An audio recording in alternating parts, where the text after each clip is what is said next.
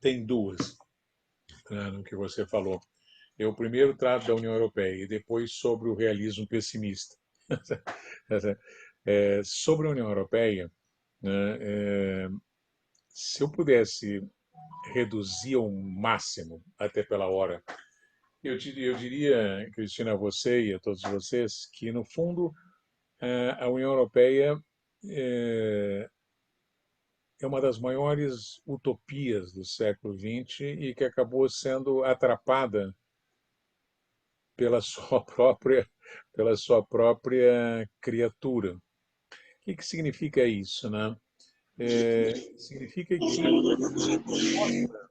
a proposta da União Europeia, não é de um conjunto de estados europeus, não é se fossem estados, sei lá de onde, não, europeus, onde é o núcleo, o início, onde se dá, digamos, o Big Bang desse sistema que conquistou o mundo, deu-se aí, nessa pequena península eurasiática, a mais pobre que o Império Otomano, muito mais. Né? Tá certo? Daí é que dá o Big Bang. Muito bem. Sem discutir por que deu o Big Bang, uma coisa é certa. Não é que il miracolo, a mágica, tem muito a ver com o fato de que a fragmentação não conseguiu ser superada pelos projetos nem do Carlos Magno, nem do Inocêncio I, segundo Papa, não é? E acabou, portanto, configurando uns cenários nem da monarquia universal que ainda estava presente na cabeça do Carlos V, Filipe II, enfim, do Império Habsburgo e do Romano-Germânico, né? Pelo menos no Carlos V, durante Carlos V. Entende? Essa não realização desse projeto, o Wallerstein fala disso, né? Entende? Por que não aconteceu é outro assunto. O problema é que, não tendo acontecido, de fato, você criou um caldeirão, né? Cuja a força explosiva, a energia explosiva desse coisa, é o fato de que fosse sistêmico, né? Mas em Westfália havia se não me falha a lembrança, 148, 165 unidades territoriais de poder reunidas em Westfália em 1648, não? Né? É, pequenos bispados, ducados, sei lá, de todo tipo, né? Quase senhores feudais, enfim, né? Até os grandes que já estavam aí, que nunca são mais do que 6 ou 7, e que, no fundo, controlaram as decisões finais de Westfália, com a afirmação da soberania, a eliminação do Papa, o afastamento de quê? De qualquer tentativa europeia de criar algum tipo de império. Ainda lembro sempre, não sei se foi o Antônio Gutierrez ou alguém que estava presidindo a União Europeia uns 10 anos atrás, um português, e que fez algum discurso e deu um derrapão em algum momento e falou que o nosso objetivo é criar um império europeu. Putz, levou pedrada dos ingleses, dos franceses, dos alemães. Você não volte a repetir essa palavra aqui dentro. Então, seja lá por que foi, né? Precisaríamos ter um curso para discutir isso, mas sei lá por que foi, eles criaram uma máquina de acumulação de poder e riqueza cuja virtude está na máquina, não está em cada uma das unidades. Está no fato que a máquina é feita de unidades que repetem o sistema, a economia nacional capitalista, e competem pelo poder e pela riqueza dentro do sistema. Uns crescem mais, outros crescem menos, nesse momento, naquele momento. Mas, sobretudo, isso aí fez a força dessa máquina chamada, depois botaram o nome, Europa. Tá certo? Que é um bicho, digamos, de duas cabeças. Ele para dentro é Estado Nacional e para fora ele é imperial, colonial, sei lá. E essa competição e essa guerra entre eles, segundo as estimativas dos historiadores, eles começaram entre eles uma guerra mais ou menos em média a cada 7 anos, nos últimos 800 anos, pessoal. Tá certo? O que é isso? Quer dizer, eles são um povo gentilmente violentíssimo. Eles criaram todos esses hábitos civilizatórios, copiaram muito dos otomanos, mas enfim, né, e dos chineses, para que falar.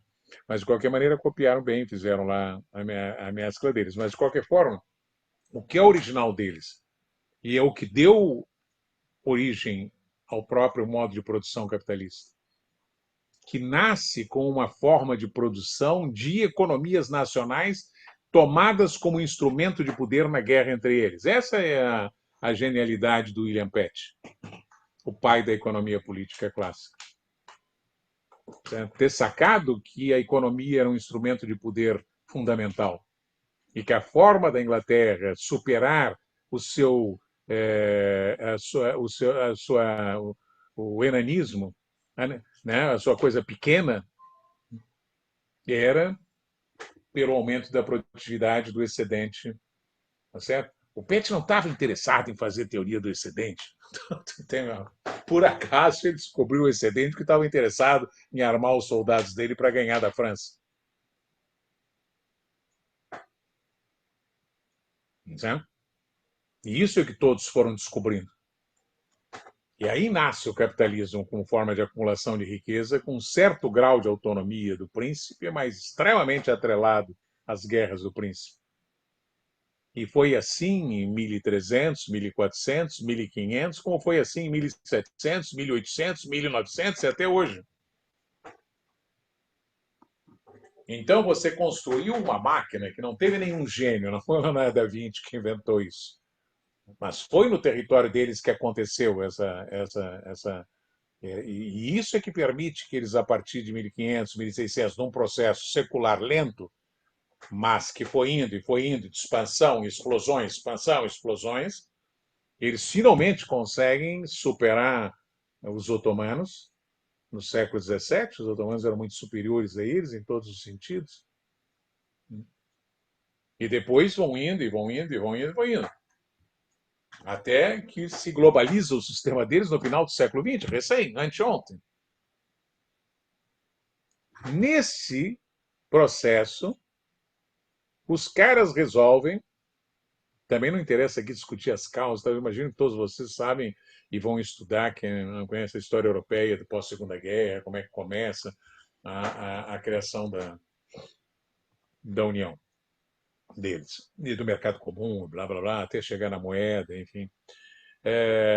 Não, quer dizer, esses caras, às vezes eu digo um pouco para forçar a barra, essa utopia deles é mais inverossímil do que a socialista. Mas a socialista dá para conceber. A deles, entende, digamos, seria abdicar do que os fez.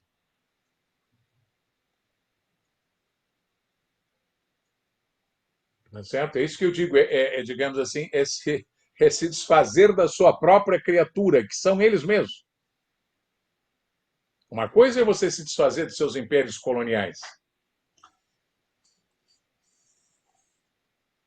Outra coisa é você se desfazer dos seus estados nacionais, com suas identidades, suas tradições, evidente, com tudo o que pesa aí. Tudo.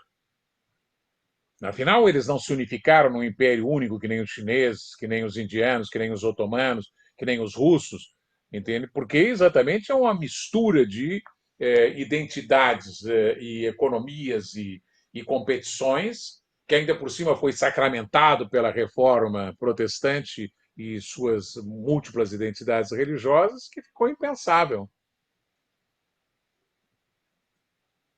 Mas isso é a força deles. Digamos, a energia deles vem daí. Vem muito mais daí do que da beleza e das virtudes de suas ideias e seus valores, e que sei lá o quê.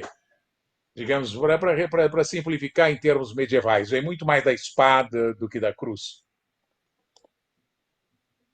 Agora, você chega numa certa altura que você diz assim, muito bem, abro mão da minha espada e boto no chão. E também abro mão da minha cruz e vamos deixar esse troço de lado. E vamos abrir mão da nossa identidade e vamos assumir a nossa identidade europeia. Mas que identidade europeia? Só teria uma possibilidade dentro desse sistema, sem entrar nessa discussão da coisa identitária, dos pequenos grupos, os húngaros, que são que, 10, 15 milhões de pessoas, enfim, tudo umas titiquinhas. Né? Você pensar em termos do sistema tal como ele está nesse momento, só teria uma possibilidade. O português tinha toda a razão, e não é por acaso que ele foi o primeiro Estado Nacional. Tá certo? Antônio Gutierrez, será que não foi o que falou isso? Nós estamos querendo criar um império. Que império, nada. É um império. Ou se você cria um império, ou se você está liquidado. Tá certo? E os ingleses saltaram fora desse negócio. Né? Então, o que sobra? Os alemães, os franceses. Cristina, a bala dos alemães dentro desse sistema que está se desenhando é.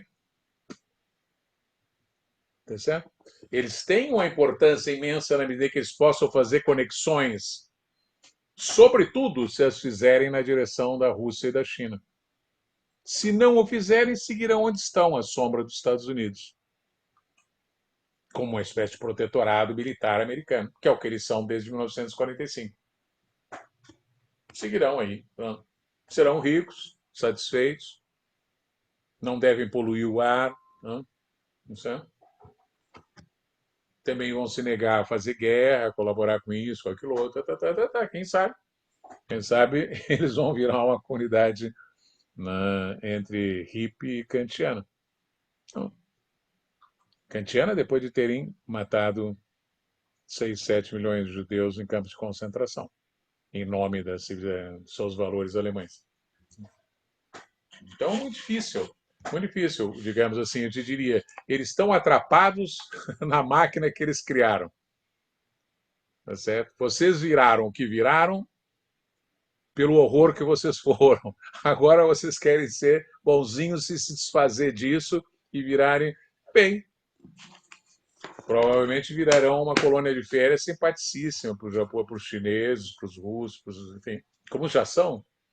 Como já são.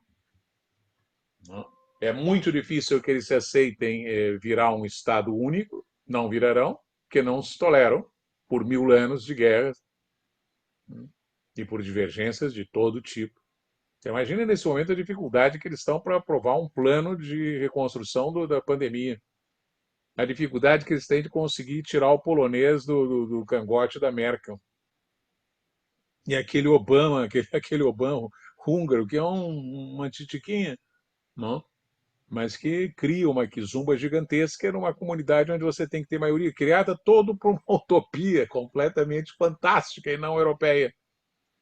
Não europeia no sentido real do que a Europa foi, e não do que eles pensaram que o mundo tinha que ser. Tá certo? Então tem que ter unanimidade, né? Como se você tivesse uma tribo de nômade, entende, conversando para ter unanimidade. É impossível. Ah, não, agora a gente não tem unanimidade porque tem esse populismo de direita. Não, depois desse populismo de direita você vai ter outro, assim vai. Né? Se a Merkel tenta apertar o cangote do pessoal, entende? É uma gritaria espantosa, porque vão chamar de nazista. Os franceses estão fora de história, a França acabou. A coisa franco-alemã foi o que Adenauer e o De Gaulle pensaram e tentaram e tal, e coisa, mas chegou até o Delors depois. Não adianta. Esse é o terrível dizer isso. Né? Eles batem, digamos, eles são asfixiados pela sua própria criatura. E se eles se desfizerem da criatura, eles acabaram. Dentro deste sistema interestatal, tal como ele está se configurando no século XXI. A Alemanha aí, enfim, sempre vai ser uma parceira. Né? Mas olha, eles não conseguem nem fazer o pipeline, o Nord Pipeline com a Rússia. Tal a pressão que eles sofrem, como eles são divididos internamente, porque não existe essa coisa da Alemanha. Dentro do establishment alemão tem uma grande maioria da elite que é inteiramente pró-americana, inteiramente pró-fanatismo evangélico. Tem uma outra que é mais pró-russa ou não pró-russa, tipo o Schroeder, sei lá o quê. É uma pauleira só. Não existe uma Alemanha. Quando vai ajudar a Grécia, eles se quebram todos, não podem mover. Quer dizer, a Merkel, no fundo, ela não pode se mover por dentro, não é só por fora. Enfim, Agora, uma última coisa e vamos nos despedir.